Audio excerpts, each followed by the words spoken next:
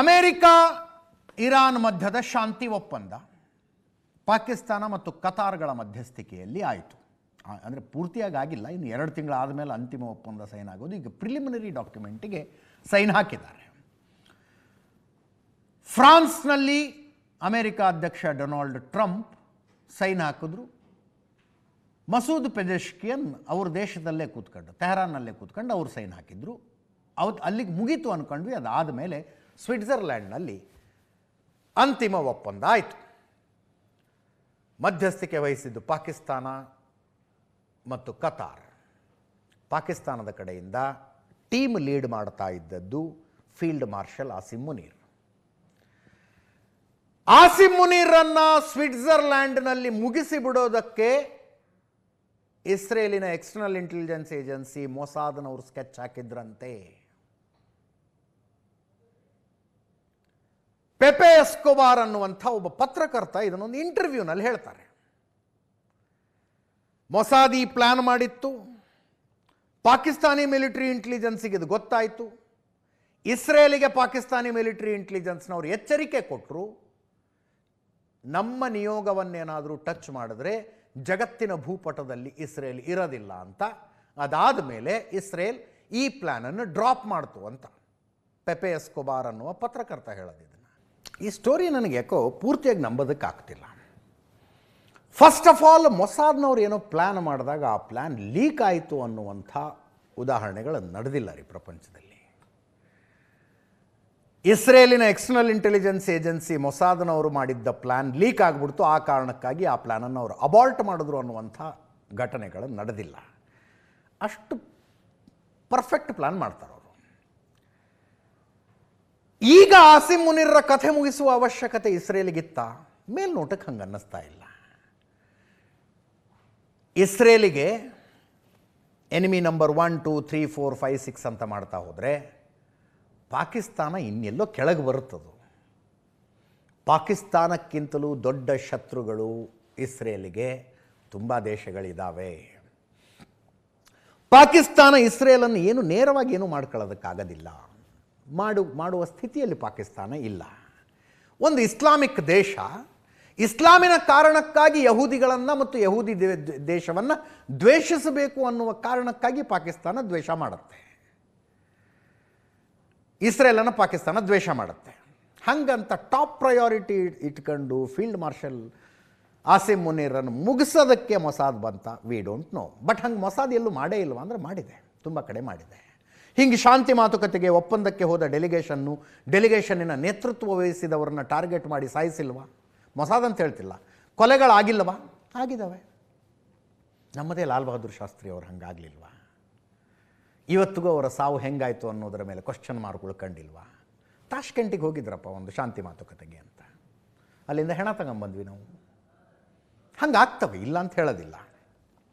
But awesome ಮುನೀರನ್ನು Mossad target ಮಾಡಿತ್ತು ಅನ್ನುವ ಈ ಮಾತಿನಲ್ಲಿ ವೈಯಕ್ತಿಕವಾಗಿ ನನಗೆ ಯಾಕೋ ಪೂರ್ತಿಯಾಗಿ ನಂಬಿಕೆ ಬರ್ತಾ ಇಲ್ಲ. ಮೊಸಾದ್ನವರು ಪ್ಲ್ಯಾನ್ ಮಾಡಿದ್ರೆ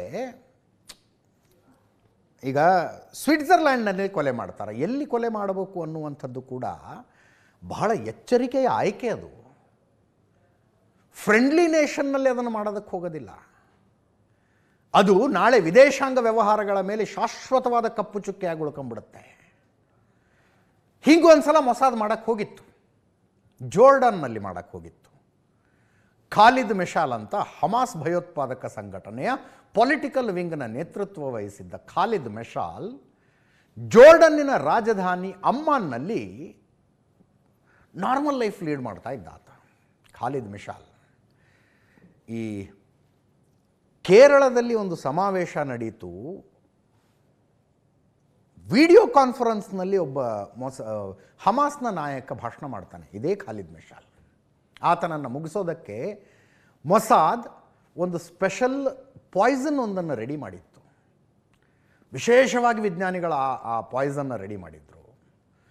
ಪಾಯ್ಸನ್ ಹೆಂಗೆ ಅಂದರೆ ಅದನ್ನು ನೀವು ಊಟದಲ್ಲಿ ಹಾಕಿ ಕೊಡಬೇಕಾಗಿಲ್ಲ, ಇಂಜೆಕ್ಷನ್ ಮೂಲಕ ಕೊಡಬೇಕಾಗಿಲ್ಲ, ಹೊಟ್ಟೆಯೊಳಗೆ ಕಳಿಸ್ಬೇಕಾಗಿಲ್ಲ, ರಕ್ತನಾಳದಲ್ಲಿ ಕಳಿಸ್ಬೇಕಾಗಿಲ್ಲ. ಸ್ವಲ್ಪ ದೂರದಿಂದ ಸ್ಪ್ರೇ ಮಾಡಿದ್ರು ಸಾಕು. ಸ್ಪ್ರೇ ಮಾಡಿದ ತಕ್ಷಣ ಸತ್ತೋಗ್ಬಿಡ್ತಾನ ಮನುಷ್ಯ ಅಂದ್ರೆ ಇಲ್ಲ. ಕೆಲವು ಗಂಟೆಗಳ ಕಾಲ ಆರಾಮಾಗಿದ್ದು ಆ ನಂತರ ಯಾಕೋ ಸುಸ್ತು ಅನ್ನಿಸಿ 12 ತಾಸು ಆದಮೇಲೆ ಹಾಸ್ಪಿಟ್ಲಿಗೆ ಹೋಗಬೇಕು ಅನ್ನೋಷ್ಟು ಅನಾರೋಗ್ಯ ಆಗಿ ಹಾಸ್ಪಿಟ್ಲಿಗೆ ಅಡ್ಮಿಟ್ ಆದಮೇಲೆ ದೇಹದ ಒಂದೊಂದೇ ಅಂಗಗಳು ವಿಫಲ ಆಗ್ತಾ 1 ವಾರ ಆದಮೇಲೆ ಸಾಯ್ತಾರೆ. ಅಂಥ ವಿಷಯವೊಂದನ್ನು ಮಾಡಿದ್ರು ಮೊಸಾದ್. ಅದನ್ನು ಅಷ್ಟೊತ್ತಿಗಾಗಲೇ ನೋಡಿ, ಜೋರ್ಡಾನ್ಗೂ ಇಸ್ರೇಲ್ಗೂ ಒಂದು ಶಾಂತಿ ಒಪ್ಪಂದ ಆಗಿತ್ತು. ಆಗಲೂ ಒಂದು ರಿಸ್ಕ್ ತಗೊಂಡು ಮೊಸಾದ್ ತನ್ನ ಏಜೆಂಟ್ರನ್ನು ಫ್ರಾನ್ಸಿನ ಫೇಕ್ ಪಾಸ್ಪೋರ್ಟ್ಗಳ ಮೂಲಕ ಜೋರ್ಡಾನ್ನಲ್ಲಿ ಕಳಿಸಿ ಅಲ್ಲಿ ಖಾಲಿದ್ ಮೆಶಾಲಿಗೆ ಸ್ಪ್ರೇ ಮಾಡಿಸಿದ್ರು. ನೀವು ಯೂಟ್ಯೂಬ್ನಲ್ಲಿ ಕಿಲ್ ಹಿಮ್ ಸೈಲೆಂಟ್ಲಿ ಅಂತ ಸರ್ಚ್ ಕೊಟ್ಟರೆ ಒಂದು ಡಾಕ್ಯುಮೆಂಟ್ರಿ ಬರುತ್ತೆ. ಅದರಲ್ಲಿ ಆ್ಯಕ್ಚುಯಲ್ ಫುಟೇಜ್ ಇದೆ. ಆ್ಯಕ್ಚುಯಲ್ ಫುಟೇಜ್ ಖಾಲಿದ್ ಮೆಶಾಲ್ ಕೊಲೆ ಪ್ರಯತ್ನದ್ದು ಸ್ಪ್ರೇ ಮಾಡಿ ತಪ್ಪಿಸ್ಕೊಳ್ಳುವಾಗ ಸಿಕ್ಕಾಕೊಂಡ್ಬಿಟ್ರು ಮೊಸಾದ್ ಏಜೆಂಟ್ರು. ಸಿಕ್ಕಾಕ್ಕೊಂಡು ಅದು 2 ದೇಶಗಳ ಮಧ್ಯದ ಶಾಂತಿ ಒಪ್ಪಂದ ಇರುವಂಥ ದೇಶಗಳ ಮಧ್ಯದಲ್ಲಿ ಅದನ್ನಾದಾಗ ವಿಷಯ ಬಹಳ ಸೀರಿಯಸ್ ಆಗಿ ಆ ನಂತರ ಆ ವಿಷಯಕ್ಕೆ ತನ್ನ ಹತ್ರ ಇದ್ದಂಥ ಆ್ಯಂಟಿಡೋಟನ್ನು ಇಸ್ರೇಲ್ ಜೋರ್ಡಾನಿಗೆ ಕಳಿಸಿಕೊಟ್ಟು ಅದನ್ನು ಖಾಲಿದ್ ಮೆಶಾಲಿಗೆ ಇಂಜೆಕ್ಷನ್ ಮಾಡಿದ ಮೇಲೆ ಆತ ಮತ್ತೆ ಎದ್ದು ಕೂತ್ಕೊಂಡ. ಆ್ಯಂಟಿಡೋಟನ್ನು ತಯಾರು ಮಾಡಿತ್ತು. ಎಡವಟ್ಟಾದರೆ ಬದುಕಿಸೋದಕ್ಕೂ ಒಂದು ಇಂಜೆಕ್ಷನ್ ಇತ್ತು ಇಸ್ರೇಲ್ ಹತ್ರ, ಮತ್ತು ವಾಪಸ್ ತಂದರು. ಈ ರೀತಿಯ ಪ್ರಯತ್ನಗಳನ್ನು ಇಸ್ರೇಲ್ ಮಾಡಿದೆ. ಆದರೆ ಸ್ವಿಟ್ಜರ್ಲ್ಯಾಂಡ್ನಲ್ಲಿ ಆಸಿಮ್ ಮುನೀರನ್ನು ಮುಗಿಸೋ plan somehow I don't believe in it. ಕಾರಣಗಳಿಲ್ಲ ಅಂತಲ್ಲ, ಬಟ್ ಆಸಿಮ್ ಮುನೀರ್ಗಿಂತಲೂ ಪಾಕಿಸ್ತಾನಕ್ಕಿಂತಲೂ ದೊಡ್ಡ ಶತ್ರುಗಳು ಡೀಲ್ ಮಾಡೋದಕ್ಕೆ ಇಸ್ರೇಲಿಗೆ ಈಗ ಇಮಿಡಿಯೇಟಾಗಿ ಇದ್ದಾರೆ. ಮುಂದಿನ ಸುದ್ದಿಗೆ ಹೋಗೋಣ.